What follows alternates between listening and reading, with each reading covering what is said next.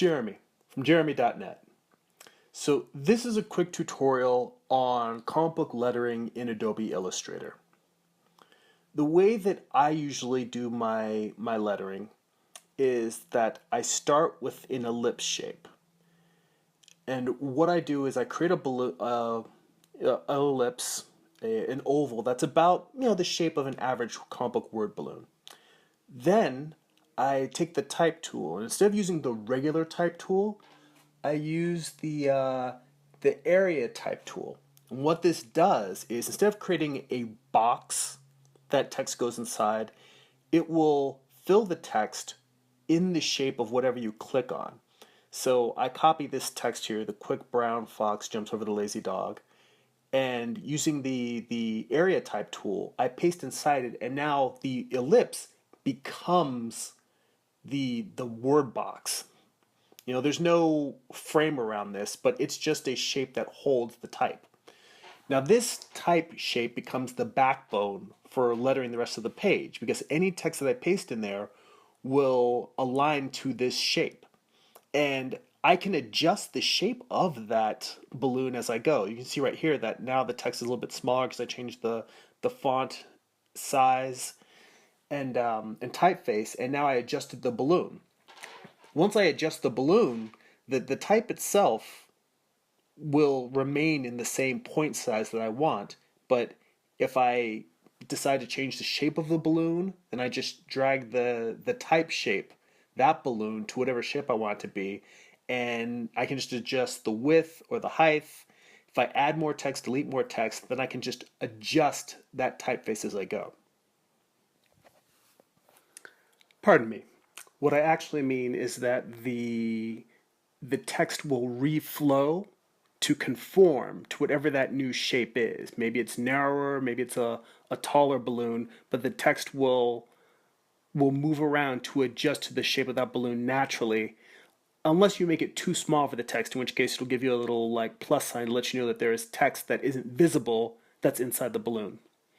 Now at this point, I have sped up the video just to, so you don't have to watch me do a bunch of tedious Illustrator work.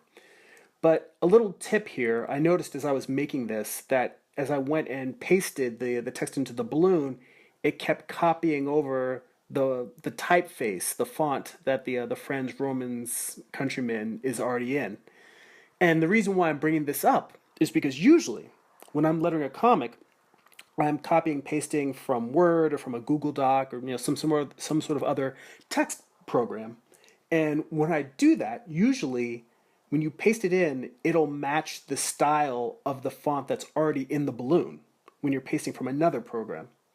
However, when you're copying and pasting text that's already in Illustrator, I may, as you'll see here, I come to bury Caesar, not to praise him. I paste it into the next balloon, and when I paste it in there, it actually takes on the previous font.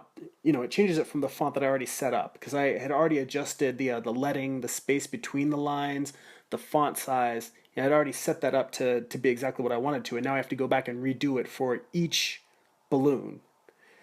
If I were doing this over again, what I would actually do is I would either be copying from Word or Illustrator like I normally do, or the text that's over on the side of the artboard that I'm pasting into these new balloons, I would also, there's another option, is to just take all of that text and change it to the font that I'm going to want, adjust the leading, the space between the lines, the point size.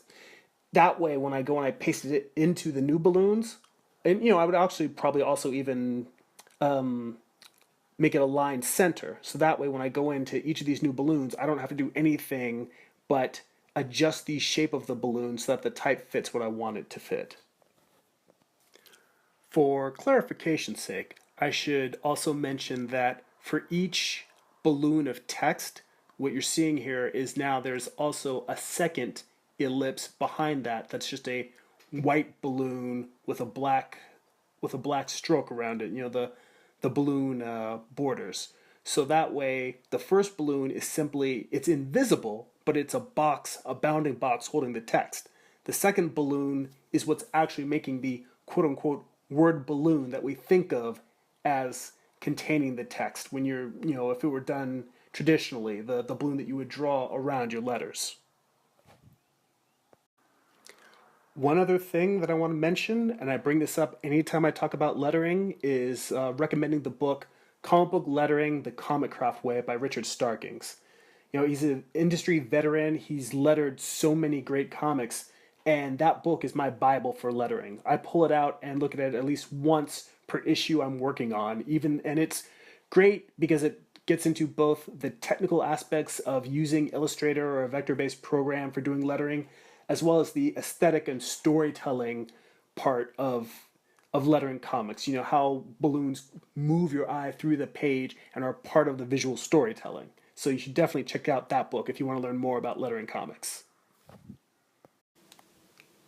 Thanks for watching.